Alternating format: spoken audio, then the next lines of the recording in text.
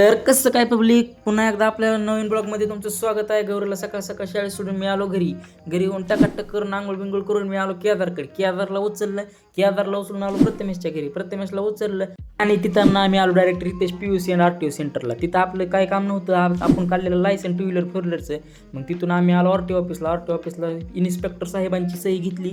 तिथली सही घेऊन आम्ही जिथं ट्रायल घेते तिथं गेलो. तिघंजण तिथे गेलतो. मग माझी ट्रायल झाली. मग ट्रायल देऊन हे प्रथमेशला केदारला सोडलं घरी. मी आलो पप्पापाशी. पप्पाने घेतलेली शाईन धुवून, मग त्यात आपली बी शाईन घेतली वॅगनर धुवून. वॅगनरवर मी मारलं पाणी आणि तिथून मी आलो सुम्याकडे. सुम्यान मी आलो डायरेक्ट माझ्या घरी वापस पुन्हा, कारण आपण आयकॉनिक फॅशन हबमधनं घेतला टी-शर्ट त्याचा सेमच कलर झाला असं आई म्हणली. मग आईच्या पुढे आपल्याला जाता येत नाही. मग डायरेक्ट तिथून आपण कलर बदलून टी-शर्टचा सुम्याला घेतली एक नाईट पॅन्ट आणि तिथून आम्ही आलो सोडा प्यायला. जगदाळे सोडा फॅक्टरीमध्ये सोडा पिऊन तिथून मी आलो मंजुनाथ मोबाईल शॉपीला. मंजुनाथ मोबाईल शॉपीमध्ये सुम्याला घ्यायचं होतं मोबाईलचं कवर. मग मोबाईलचं कवर घेतलं आणि तिथं अशी स्कीम होती, फिश टँकच्या माशाच्या ह्यात एक काचेचा ग्लास ठेवलेला आणि त्यात $10 गेला की ₹100 वस्तू फ्रीमध्ये. मग त्यात टाकला, त्यात काय आपला काय नंबर नाही लागला.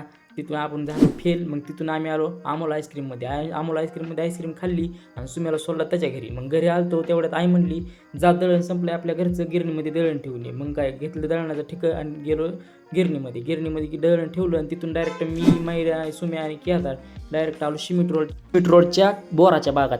गेल्या बी ब्लॉगमध्ये आपण गेलो बोरं ताणायला. मग ह्या बी बारीच गेलो बोरं ताणायला. एक घुसलं तिकडून एक घुसलं इकडून. मग तिघंजण भामटे आम्ही गेलो डायरेक्ट बोरं चोरायला. मग बोरं काय तिथली घेतली किस्सा भरून लय बी नाही घेतली बरं का चोरायची, मी चोरली नव्हती. घेतली तिथली बोरं आणि तिथली बोरं घेऊन आलो डायरेक्ट सिमेंट रोडच्या आम्ही जिथं गेम खेळत आहोत त्या स्पॉटला. मग तिथं गेम खेळली आणि तिथून आम्ही सुम्याला सोडलं रूमवर.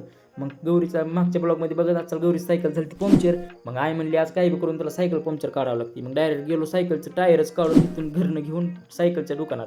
मग सायकलच्या दुकानात गौरीचं सायकलचं टायर पंक्चर काढलं. घरीच आपण केलं फिट, आपल्याला सगळे येतंय. डायरेक्ट सायकल घरीच खुलली.